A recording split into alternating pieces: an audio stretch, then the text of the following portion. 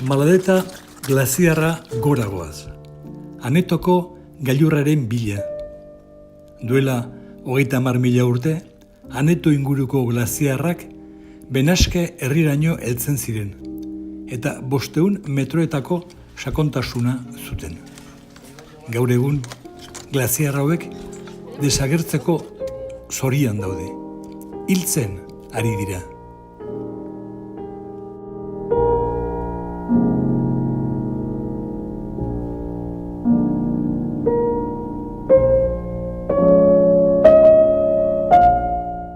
Gure euskara, glaziar hauek baino, gazteago omen da.